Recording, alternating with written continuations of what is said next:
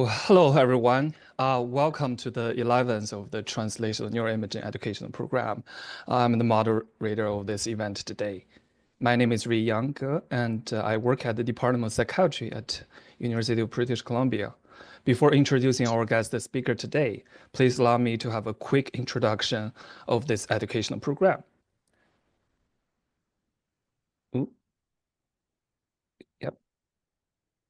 So this program is nested within the lifespan working group of the Enigma Consortium, which spans over 45 countries and involves over 2,000 researchers worldwide. And it's very inclusive that we welcome researchers at all levels of neuroimaging skills and from diverse training backgrounds. The directors of this program are Dr. Shalal Haas from Mount Sinai, New York City, and myself, and we do have an international advisory committee. Please consider to join our mailing list if you wish to receive a notification of our updates. We have a YouTube channel where you can find the recordings from previous events. We are on both Twitter and Blue Sky. If you're on either platform, we'd love for you to follow us there. If you wish to share your work through this platform, please get in touch with us. We welcome any forms of collaboration. And this program has been awarded a special projects grant for the Society of Biological Psychiatry. We will organize a satellite program in this year's annual meeting in Toronto. The schedule of this event will come out very soon, so stay tuned if you'd like to join us in Toronto, Canada. Just a quick heads up, we've got 2 events lined up for April and May. For the April session, we are excited to have Dr. Lindsay Oliver and Salman Mansour from CAMH join us to share their latest work on individualized TMS targeting in schizophrenia using the Bayesian optimization. And in May, we are excited to have Dr. Jianxun Ren from Changping Laboratory, and he will be sharing recent advancement in deep learning for MR data processing, and we'll talk about their latest work on DeepPrep, which is a very novel and very useful tool for MR processing. Today, I'm very delighted to introduce Dr. Yu Zhang. Dr. Zhang is an Associate Professor of Bioengineering and of Electrical and Computer Engineering at Lehigh University. His research focuses on using data-driven methods to decode neural patterns and discover biomarkers through multimodal neuroimaging techniques. Dr. Zhang has published over 120 peer-reviewed papers in top-tier journals and AI conferences, including Nature Biomedical Engineering, Nature Mental Health, Nature Human Behaviour, Nature Biotechnology, and Molecular Psychiatry, just to name a few. He's also a senior member of the IEEE Society and serves on the editorial boards of many leading journals in the field. So today, Dr. Zhang will be sharing key approaches his team has developed for precision diagnosis and personalized treatment in mental health, drawing on complex brain imaging data. So everybody, please join me to welcome Dr. Zhang for this wonderful talk. Dr. Zhang, the microphone is yours now. Okay, thanks, Dr. Ge, for the nice introduction and for having me here. So let me try to share my screen. Can everyone see my slides? Yes. Okay, great. So yeah, it's my great pleasure to be here and talk about our recent studies on data-driven neuroimaging biomarkers that empower precision mental health.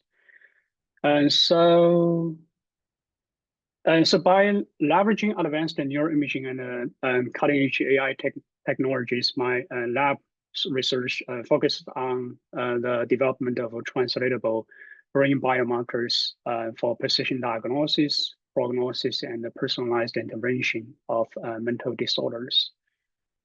So here's a outline of basically content what I'm gonna cover in my talk today. So I'm gonna first talk about the quantification of treatment predictive neurobiomarkers, primarily targeting major depression and PTSD.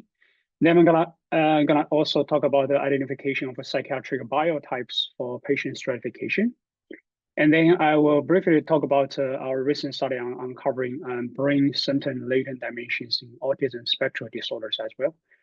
Finally, I will also introduce about our work on establishing brain signature for cocaine use disorder and phenotyping. Okay. So mental disorders are among the most prevalent conditions across a lifespan and place a tremendous burden on individuals, healthcare systems, and society. Traditionally, diagnosis relies on clinical observations and behavioral symptoms. However, as everyone knows, such subjective diagnostic approach actually has caused a substantial heterogeneity and overlooks frequent comorbidities across different disorders. So these limitations hinder our understanding of the underlying mechanisms and the development of effective and targeted treatments. So far, there's still a lack of objective biomarkers and personalized treatment guidelines that can guide treatment selection in mental disorders. With advances in artificial intelligence and neuroimaging, there's a growing interest in using computational tools to basically move toward precision mental health. So this approach holds great promise to shift from conventional one-size-fits-all treatment toward personalized therapeutics that can better tailor treatments to individual patients, thereby maximizing the clinical benefits. So first, I would like to introduce several of our studies aimed at developing neurobiomarkers of antidepressant response using data from a randomized clinical trial called EMBARK. So major depressive disorder, or MDD, is a leading cause of disability worldwide, with a lifetime prevalence over 20%. Affecting more than 200 million people globally. Okay. So although antidepressants are widely prescribed as a first-line treatment, their effectiveness is modest, often only slightly better than placebo. So this limited efficacy is largely due to the neurobiological heterogeneous conditions within the clinical diagnosis. So there identifying objective biomarkers to guide a treatment selection is really important for improving the treatment outcomes. So to address this, we use the data from EMBARK clinical trial, which was designed to identify moderators and biosignatures of antidepressant response in major depression. So over 280 patients were randomized to receive either sertraline medication or placebo for 8 weeks. Baseline assessments include both fMRI and EEG, and treatment outcomes were measured by pre and post-treatment HAM-D score. So both resting fMRI and EEG capture spontaneous brain activity, while task fMRI here provides a window into functional processing. So in this case, emotional conflict regulation, cognitive and emotional function often disrupted in depression. So this task involves regulating responses to conflict emotional stimuli, for example, the incongruent words and the facial expression. It requires adaptive engagement of cognitive control circuits. So previous studies have shown that depressed patients struggle with regulating conflict-related brain activity. So here, our first step was to examine whether brain response during emotional conflict regulation could review phenotypes that differentially predict treatment response. So we examined the pre-treatment fMRI activation as a predictor of antidepressant outcome versus placebo outcome. Whole brain intent to treat linear mixed effect model analysis identified significant treatment moderation effects in several key regions, including, for example, the bilateral DLPFC, frontotemporal cortex, DACC, and insula, as well as hippocampus, visual cortex, and the cerebellum, all part of the canonical conflict response networks. So to better interpret these effects, we split the participants based on their levels of regression-related activation using a median split. So we found that actually lower activation during emotional conflict regression was associated with greater antidepressant benefits from the antidepressant treatment. Taking for example, the DACC and the frontal cortex as an example, so we can see that for those subjects who actually were predicted with a lower symptom change, actually responded significantly better to search-on treatment compared with placebo. However, there's no such a significant difference for those subjects with predicted symptoms above the median.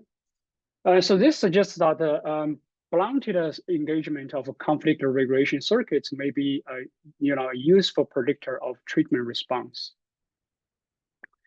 And then we conducted a machine learning-based multivariate analysis to predict individual treatment response. We trained a multi-atlas sparse regression model to predict a symptom change at the individual level. So using tenfold cross-validation, the model trained on the surgeon arm significantly predicted the treatment response. However, this model failed to generalize to the placebo arm. We actually also trained a separate model on the placebo arm, but it didn't work at all. So this suggests that the model actually captures a certain specific signal related to the treatment response. So when we visualized the regional weight driving the model, they showed a spatial pattern that is actually consistent with our early voxel-wise moderation findings. So together, these results support our conclusion that fMRI activity during emotional conflict regression can serve as a predictor, for antidepressant response, offering potential guidance for personalized treatment selection in major depression. So in addition to our task fMRI biomarker study, we also explored whether EEG, a more accessible and a cost-effective tool, could offer predictive biomarkers for antidepressant response. However, EEG-based biomarker discovery faces several actually major challenges. For example, poor spatial resolution due to the value conduction effects, because the EEG signals were collected from scope, which would potentially offer a relatively low signal-to-noise ratio because of the value conduction. And also the high spatial temporal dimensionality would increase the model training difficulty and further the risk of overfitting. And lastly, the feature extraction and modeling strategies in traditional machine learning technicals were usually conducted separately, which will not be able to guarantee the optimal solution. So to address these limitations, we developed a novel latent-based machine learning model tailored for EEG recordings. So this model jointly nerves both spatial feature mapping and the regression weights under a unified optimization framework. So a key innovation here is the incorporation of the nuclear norm term, which actually enforces sparsity on the eigenvalues of the weight matrix. So in practice, it acts as actually a data-driven filter, so that uninformed latent components will be automatically filtered out, thereby improving the interpretability and also reducing overfitting. So the model actually offers two major advantages. First of all, it allows a unified learning of feature mapping, selection, and prediction weights under like a one framework. And second, this framework follows like a convex optimization formulation, which guarantees a global optimal solution, which is like essentially different from many nonlinear machine learning method, which usually does not give you the global optimal solution. Usually just end up with a local minimum. So in other words, by integrating these features, our model directly addresses the core limitations of EEG biomarker development, enhancing reliability, interpretability, and clinical potential. So we trained our latent-based EEG model on antidepressant sertraline arm to predict symptom change from pre to post-treatment. So using a 10-fold cross-validation, the model showed a significant predictive performance for the sertraline arm. But consistent with our previous FMI findings, the model failed to predict outcomes in the placebo group, indicating the treatment-specific signal. So to visualize the potential for treatment stratification, we divided patients into low versus high predicted response group using median split for sertraline and the placebo arms respectively. So in the sertraline arm, we found that the high predicted group had a significantly higher clinical response rate compared with the low group. However, there's no significant difference between these two groups in the placebo arm. So to better understand the model, we examined the scope and the cortical distributions of the two most predictive latent signals. These spatial patterns actually were primarily localized to, for example, the parietal occipital, right parietal occipital and the lateral prefrontal regions. Importantly, these regions actually align with previous group level studies showing that greater parietal occipital alpha power actually predicts better SSRI response. Our study here actually further extends this by identifying individual level data-driven EEG biomarkers with clinically translatable potential for personalized treatment prediction. So then the one question you might ask is whether these biomarkers can be replicated, whether the EEG and fMRI biomarkers have any like intrinsic association. So to answer these questions, we next evaluated the generalizability of our identified biomarkers using independent data sets. First of all, we performed within modality replication of the EEG biomarker. So we applied our EEG prediction model to a separate resting EEG cohort with 72 patients. These patients were categorized as either partial responder or treatment resistant group.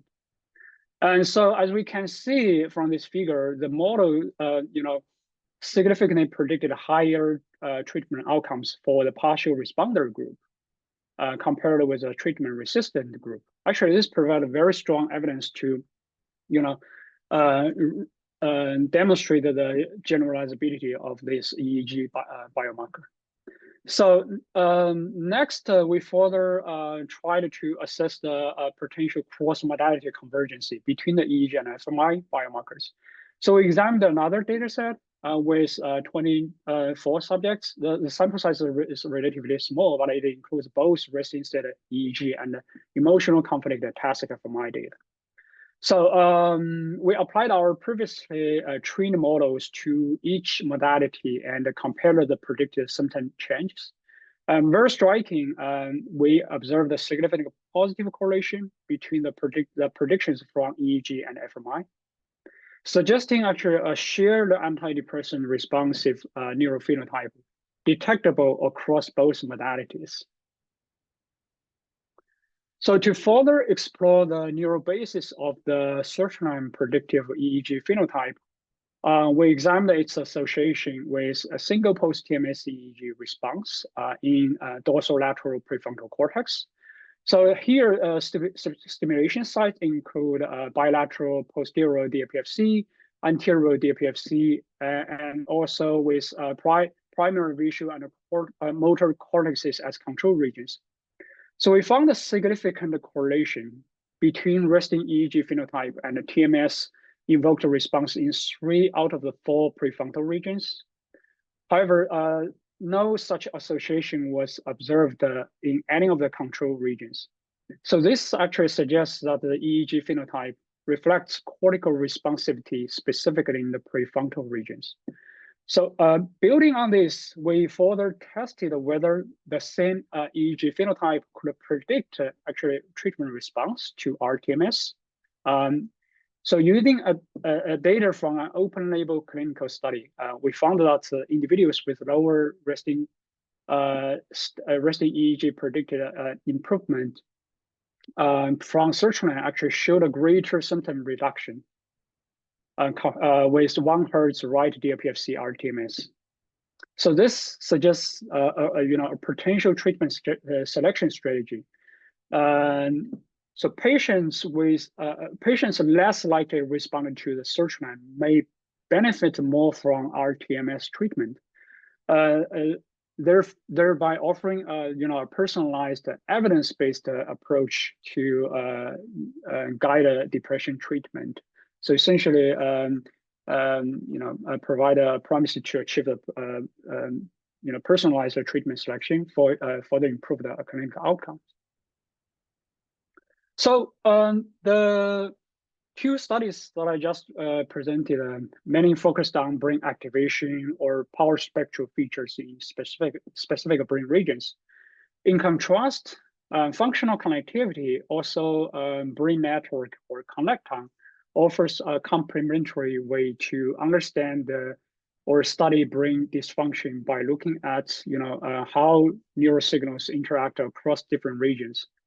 So this network-based approach allows us to examine abnormalities in large-scale brain circuits, such as default model network, front parietal control network, ventral attention network, and so on. So over the past decade, functional connectivity has become increasingly valuable in mental health research, showing strong sensitivity to cognitive and behavioral dysfunctions across a variety, different mental health conditions. So in the next few slides, I will walk you through some of our recent studies using predictive modeling on brain networks to identify disorder-specific neural circuits. So this study, led by my PhD student Alex Zhang, focuses on individualized brain network modeling using residence data from my data from the Embark clinical trial. So we aimed to determine whether functional connectivity could actually serve as a biomarker for treatment outcomes in major depression. So to better capture individual-specific brain architecture, we developed a machine learning framework that models the individualized functional networks. This is actually based on the hypothesis that shared brain network patterns across individuals are not informative for predicting an individual treatment response, and that individual-specific variations may carry more predictive value. So using an unsupervised group component analysis approach, we decomposed row connectivity features into so-called common components shared across subjects, and also individualized connectivity features. So we expect that predictive modeling on these individualized connectivity features could produce more accurate prediction of treatment response. So here, let's first look at the common connectivity components decomposed from the row connectivity data.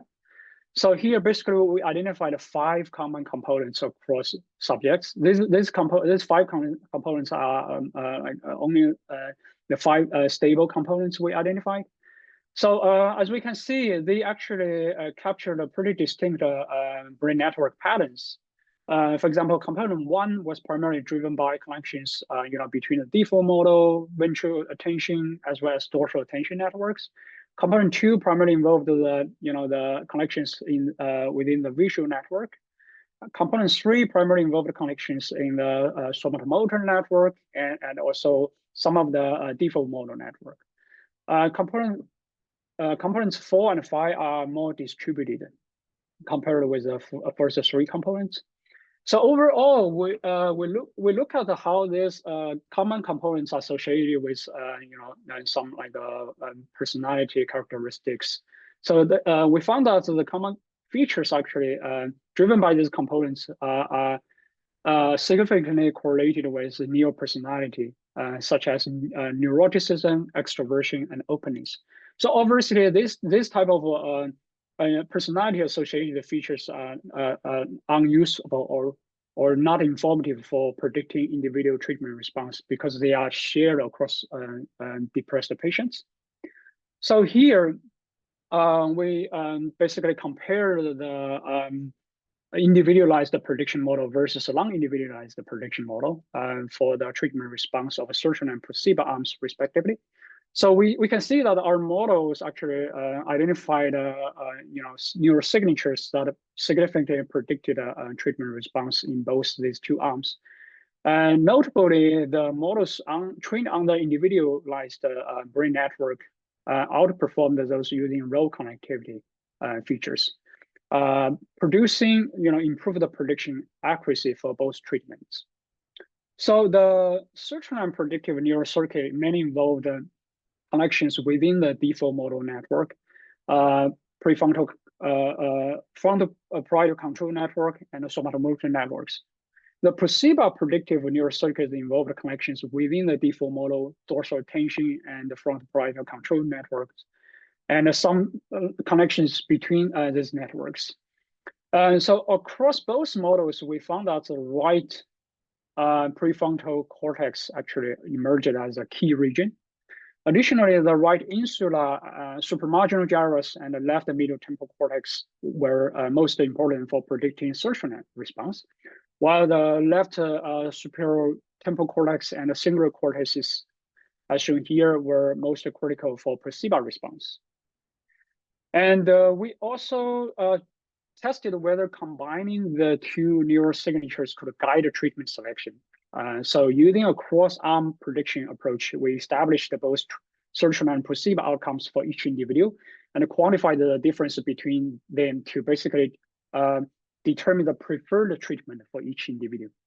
So importantly, among individuals predicted to benefit from one treatment, and those who were actually randomized to the preferred option had a significantly higher treatment response rate.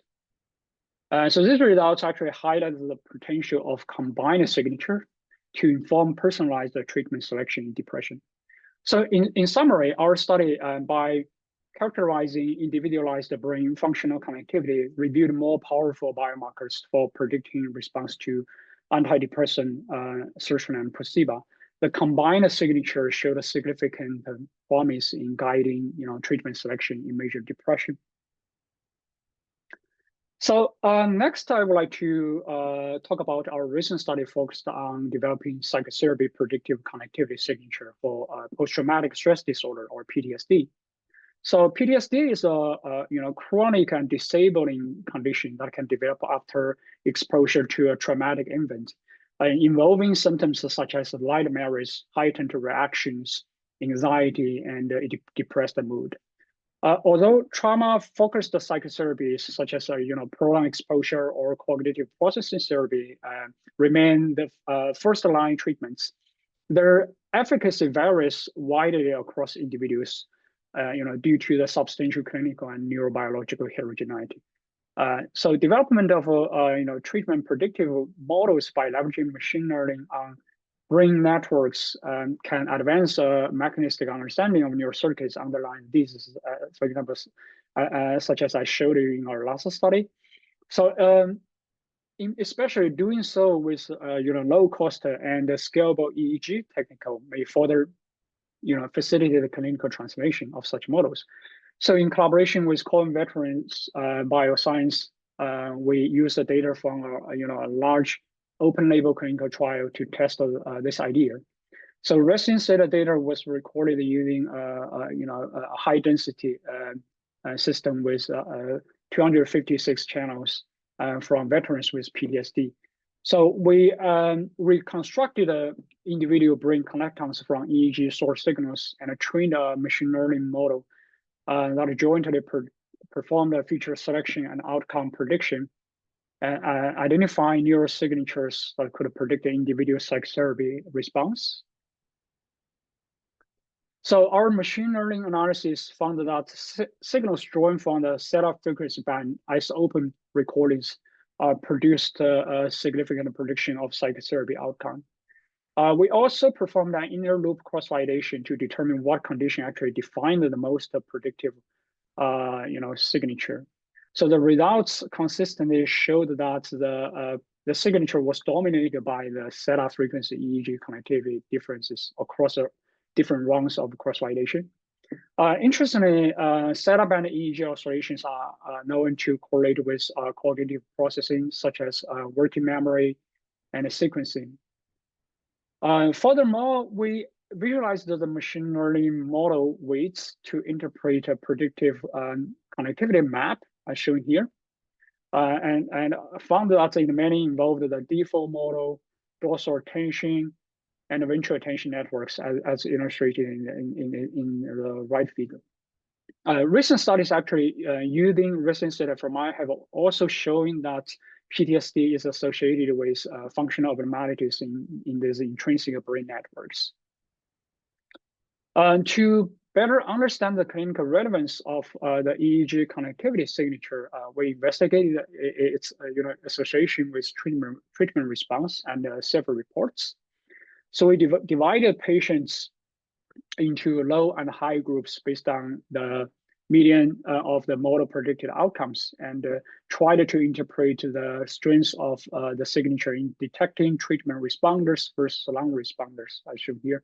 So as we can see, the high group was found to reach a significantly greater response rate compared with the low group. And also these results generalized across both prolonged exposure and cognitive processing therapy arms. Moreover, the further classification analysis based on the signature also yielded a decent accuracy in distinguishing treatment responders from non-responders. In addition, we found that those patients with higher expected treatment outcomes, as predicted by the model, actually had a significantly greater pre-minus post-treatment changes in self-reported symptoms, as shown here. So these results actually provide supplemental evidence to confirm the clinical relevance of our EEG connectome signature. So all these results together support a path toward clinically translatable and scalable biomarkers that could be used to tailor interventions for individual PTSD patients, thus advancing the development of precision psychiatry. So next, I'm going to talk about our study on identifying psychiatric biotypes for patient stratification. As neurobiological and clinical heterogeneity has been a major barrier to precision psychiatry, understanding and characterizing this heterogeneity is critical to better comprehend the underlying neurobiological mechanisms that drive different psychiatric conditions. So as I have shown in the previous studies, quantifying brain signatures for predicting individual level response is a great approach to guide treatment selection. On the other hand, identifying subpopulations, or what we call subtypes or biotypes within a clinical population, would offer another alternative strategy to help us better understand the neurobiological mechanisms underlying the disease heterogeneity. So here, basically, we proposed a novel EEG connectome-based data-driven subtyping framework to identify biotypes in both PTSD and MDD. So essentially to identify patients who may benefit from different treatments based on their shared neural circuit patterns. So this slide shows an overview of our subtyping framework. We used a filter bank approach to decompose the EEG signals into canonical frequency bands, as shown here. And to minimize the effects of volume conduction, we applied a source localization to reconstruct the source-based signals from the scope EEG recordings, and then extracted EEG connectivity using a so-called power envelope correlation metric. Here we used orthogonalized power envelope connectivity strategy. So the orthogonalization help us to mitigate any superior risk correlation between different brain vertex caused by the source leakage during socialization. And so that the source signals can better capture the real connectivity between different brain regions. Okay. So we actually extracted the EEG connectivity from different bands and different paradigms, including eyes open and eyes closed. So there are a huge number of connectivity features actually we could utilize for the downstream subtyping analysis. So to automatically determine the most informative features from different conditions, we proposed to implement a sparse k-means clustering-based data-driven approach to achieve simultaneous feature selection and clustering. So unlike other prior studies focused on prior regions of interest or selected features relevant to clinical symptoms, here we try to pursue like a more data-driven approach to uncover informative features from different conditions. So we first applied our approach to PTSD discovery cohort. So from the histogram of feature selection weights, we can see that the features, important features remaining from the beta frequency band and eyes open condition. Obviously, other band conditions also contributed to the subtyping to some extent, but the most prominent one was from the beta band eyes open recordings. Okay. So on the entire population level, we compared the mean connectivity patterns between all patients and healthy people. So as you can see, their overall patterns actually pretty similar. This actually, to some extent, explains why traditional classification analysis for diagnosing PTSD didn't produce very promising results. So with our subtyping approach, we actually identified a pretty two subtypes with pretty different connectivity patterns. So interestingly, subtype 1 still share a similar pattern with healthy people. However, subtype 2 had a significantly different connectivity pattern compared with healthy people. This can also be observed from the correlation analysis between different groups' connectivity. So by examining statistical difference in connectivity between subtypes, we found that the two subtypes were characterized by actually strong connectivity differences in the frontal and posterior regions. The most frequently occurring connectivity differences involved frontal parietal control network, default modal network, and also visual network. Importantly, we found that these identified subtypes could actually be replicated in an independent PTSD cohort. We performed the same analysis on this independent resting state EEG dataset, including 135 PTSD patients. We followed the same data-driven subtyping pipeline. And again, was able to produce two clusters with differential connectivity patterns consistent with what we identified from the discovery dataset. And a good thing is that this independent cohort actually involves psychotherapy treatment. So this allowed us to further investigate how each of the subtypes responded to psychotherapy treatment. So we found that subtype 1 had responded significantly better than subtype 2 to psychotherapy. And the difference of pre-post treatment symptom change showed us significant effective size. Next, as a critical step to evaluate the transdiagnostic potential of the subtyping phenotype, we further applied the same pipeline to another independent cohort, including major depressive disorder patients. And so very striking, we observed very consistent connectivity patterns between subtypes, as similar as what we identified from the previous discovery cohort, as well as the replication PTSD cohort. So again, these two subtypes showed distinct patterns in their brain networks, similar with what we observed before. So we further investigated how these subtypes could respond to antidepressant medication and placebo. So we found that subtype 1 responded significantly better to antidepressant sertraline than placebo. However, subtype 2 didn't show significant difference in terms of the response to these two different treatment arms. Okay. So we further conducted a cross-modality validation for these subtypes. So specifically, we trained a linear classifier using restless fMRI connectivity features to distinguish the two EEG connectivity defined subtypes. So this will essentially help us to basically demonstrate a cross-modality convergence for these subtype findings. So as we can see, the classifier actually reached nearly 85% accuracy in distinguishing the two subtypes, which is actually very promising. The most discriminative features involve the regions of frontal parietal control network, ventral attention network, and default motor network and visual network.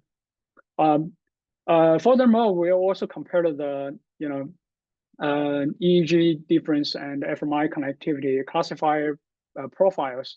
We also observed a pretty consistent pattern between EEG and fMRI in this typical brain networks in terms of distinguishing these two subtypes.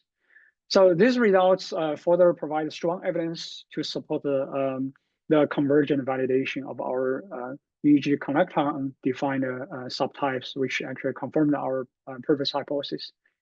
So in summary, we identified neurobiomarkers of psychiatric subtypes using a sparse, data-driven clustering approach on source reconstructed EEG connectivity. These biomarkers actually revealed two stable and reproducible subtypes that cut across traditional diagnostic boundaries. And critically, these subtypes predicted differential responses to both psychotherapy and antidepressant treatment.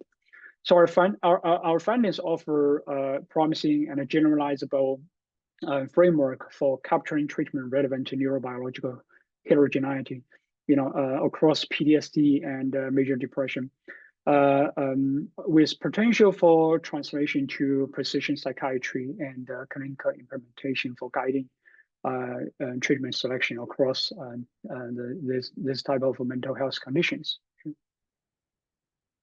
So next, I'm going to briefly talk about our recent study on uncovering brain symptom latent dimensions in autism. So as a common neurodevelopmental disorder, autism spectrum disorder, or ASD, affects quality of life in both children and adults. Despite its high prevalence, developing effective treatments have been really difficult. So far, there is no, evidence-based or well-established treatment for treating ASD. So one major reason is the significant heterogeneity in both symptoms and neurobiology. So far, research has refined its symptom domains primarily on the social and communication deficits, as well as restricted and repetitive behavior.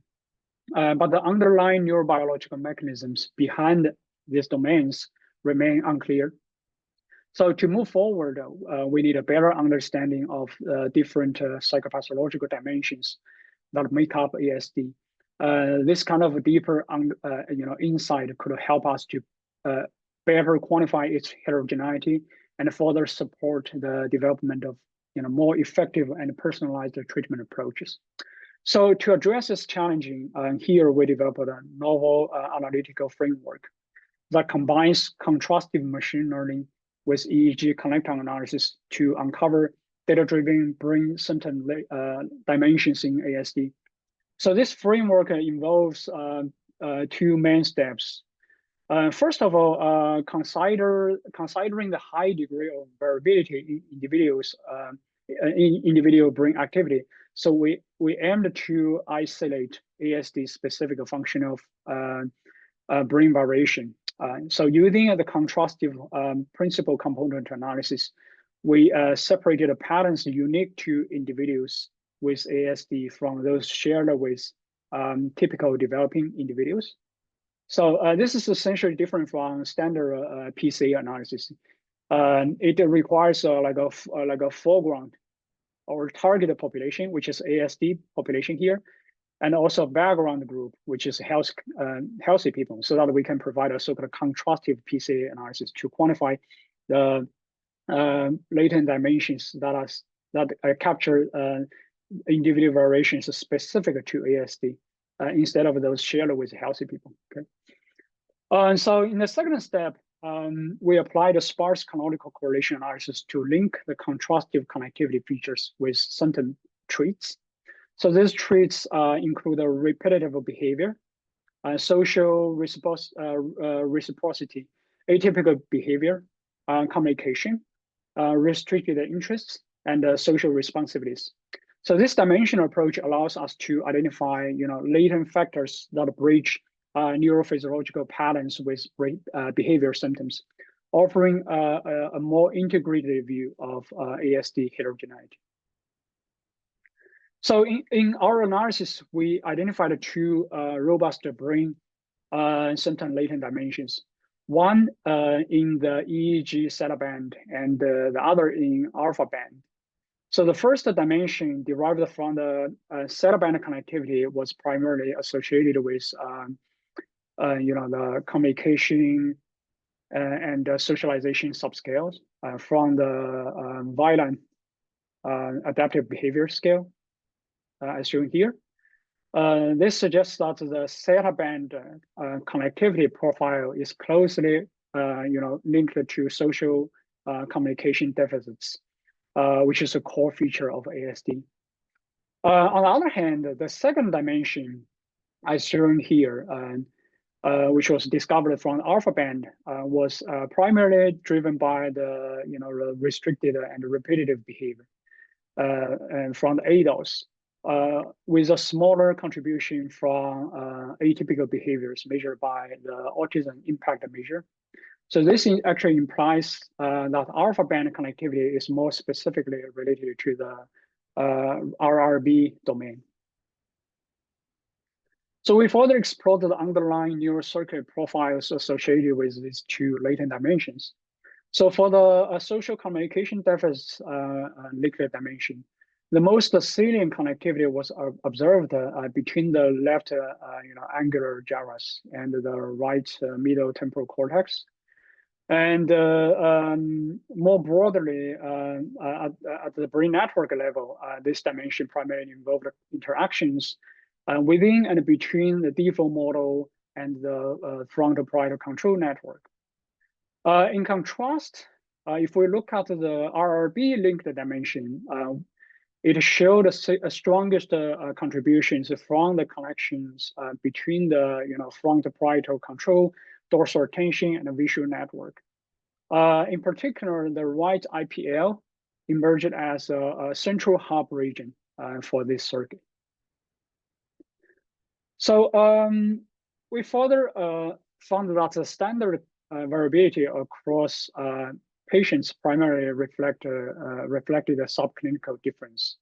So here, basically, we compare the latent dimensions derived from different analyses. The standard one represents those from the standard PCA. The subclinical and contrastive one denote the variation from the background data, which is a healthy population. And contrastive represent the variation captured from the ASD specific population. So overall, we found that contrastive features showed a significantly stronger association with symptom severity across most clinical measures, indicating their superiority in capturing ASD-related variability. So in summary, our work offers a clinically meaningful framework for parsing ASD heterogeneity. So by linking neurophysiological patterns to symptom dimensions, we provide novel biomarkers and symptom scores that may support neuroimaging guided personalized interventions for ASD. We believe this framework could move us closer to personalized and mechanism-based treatments for treating ASD. So the last study I would like to talk about is about quantifying brain signatures for cocaine use disorder phenotyping. So cocaine use disorder, or CUD, is a major global health issue marked by intensive cravings and impulsive behavior. Despite its prevalence, the neurobiological mechanisms underlying CUD remain poorly understood. While previous studies have explored whole brain collectron-based biomarkers for CUD, none of them have be able to produce consistently reliable or replicable signatures. So the goal of our study here is to develop a generalizable functional connectivity signature that could accurately detect the neural circuit abnormalities associated with CUD. Such a signature would not only enhance our understanding of CUD neuropathology, but also support improve the individual level phenotyping. Okay, so to achieve this, we used the recently fMRI data from a discovery cohort of 129 participants, and build a XGBoost based machine learning model to develop robust classification models capable of distinguishing CUD patients from healthy controls. So as we can see, the model produced a pretty decent classification accuracy, around 83% for distinguishing CUD patients from healthy people. By looking at the network importance, we found that the signature identified here was primarily driven by between network connections, highlighting the front parietal control network, default mode network, dorsal attention network, and the limbic system. So more specifically, we found increased connectivity between front parietal control and the ventral attention networks, as well as between the dorsal attention and the visual networks in CUD patients compared with healthy people. On the other hand, we also observed the decreased connectivity between the default mode network and the limbic system in CUD patients. Next, we evaluated our classification models on an independent replication cohort, because this is always a critical question we would like to answer.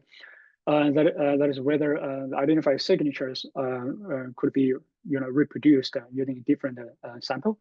So as we can see here, the model applied to the independent data set maintained a robust performance with an accuracy of more than 70%. Importantly, the discriminative connectivity patterns discovered on this independent cohort maintained consistent with what we observed in the discovery cohort.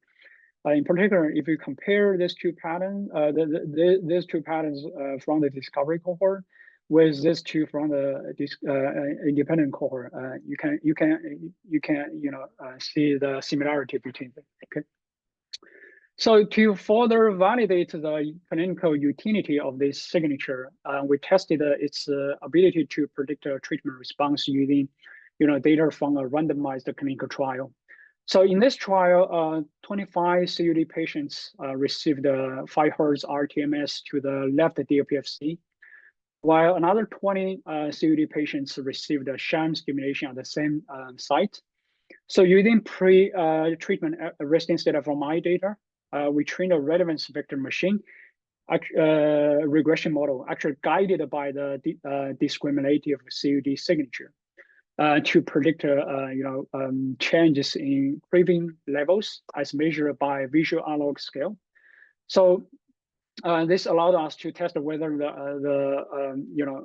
CUD discriminative signature could serve as a predictive biomarker for RTMS treatment response in CUD. So we found that the signature actually produced a significant prediction accuracy for the active RTMS treatment. But there's no significant prediction for the sham when applying the model to the sham TMS group. Okay, so together, these findings actually demonstrated that our connectivity-based biomarker is both robust and generalizable, not only distinguishing CUD patients across independent datasets, but also predicting clinical response to neuromodulation treatment. So this study highlights the potential of brain network signatures as as clinically actionable tools for both diagnosis and personalized interventions in substance use disorders such as CUD. So here are some take-home messages that I would like to highlight. So neuroimaging studies combined with cutting-edge AI and machine learning technicals actually has provide a promising avenue for achieving precision mental health. And the second, emergence of large-scale, multi-center and multi-modal samples and data-driven human neuroscience actually allow us to really, harmonize, different samples from across different institutions to drive a really large sample size for us to build more reliable, data-driven models for studying human, brain function and dysfunction. And the third part is about from cross-sectional research to longitudinal research. Actually, more and more openly accessible public data set have offered not only single time point data but also longitudinal neuroimaging data. So this type of unique resources allow us to model trajectories of neural circuits and symptoms for us better tracking the disease progression and potentially developing more timely interventions for mental health conditions.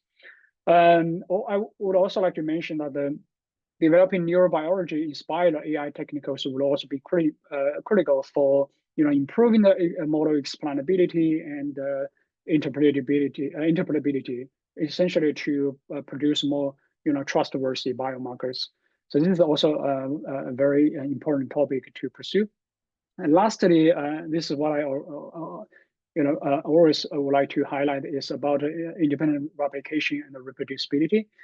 So there are many biomarker studies, reported in the past few decades, but many of them actually didn't made enough efforts to replicate or reproduce the biomarker results using independent cohort or using additional clinical trial studies. So this is actually would be a critical aspect for ensuring the biomarker findings would be generalizable and reproducible across different populations, and essentially to further to be used for guiding clinical trial design. All right, so finally, I would like to thank all my collaborators involved in our study, highlighting Corey Keller and Killian Paul from Stanford, Greg and Charlie from UT Austin, Desmond Ted from Penn, Rick Sage from NYU, Jane from Iowa, and Nancy from our psychology department. I would also like to thank all my lab members for their hard working, and also some funding agencies that have been supporting our study. So with that, I would like to stop there and happy to take any questions.